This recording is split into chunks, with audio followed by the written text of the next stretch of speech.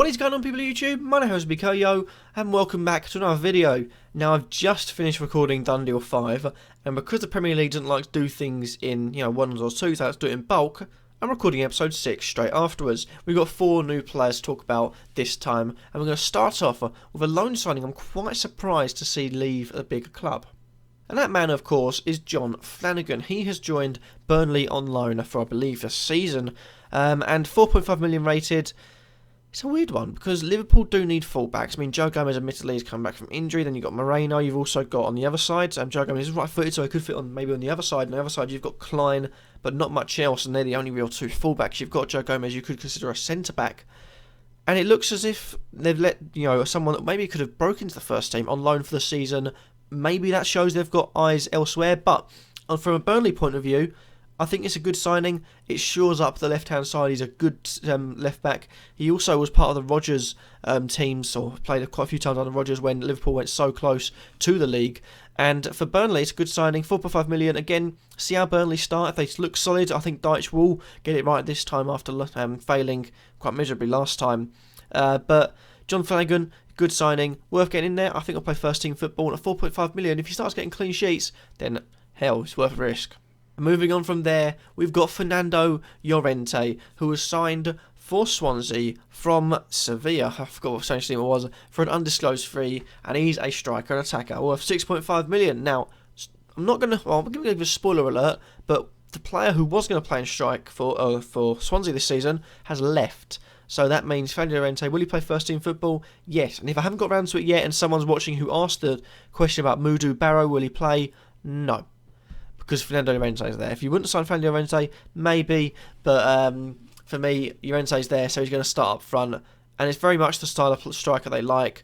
Big, tall. I mean, you've seen it in the past. You've got Baptiste Gomez to go on, Danny Graham to go on, Wilfred Boney to go on. The striker they like. I think he'll do well. Is it worth 6.5? For me, I've got to see him play first. I'm not 100% on him. There are other better options. Andre Gray, Andy Carroll, Jordan Rhodes, Abel Hernandez, Callum Wilson, Benik Fobi. The list goes on. It's worth a risk for the differentials, but for me, I'm staying where I am and saying 6.5 million. Need to see him play first before I'd take a risk on putting him in my team.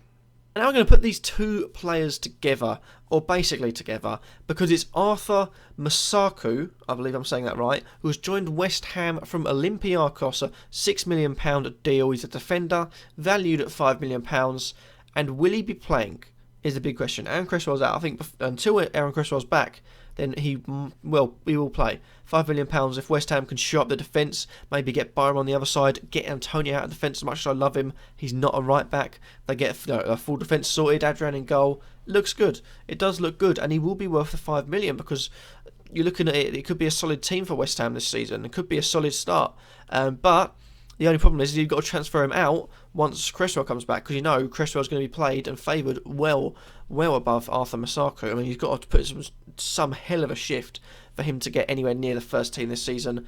But £5 million for now, I'll say it's a good signing. But the minute Cresswell gets back, if he's in your team, cut him, get him out.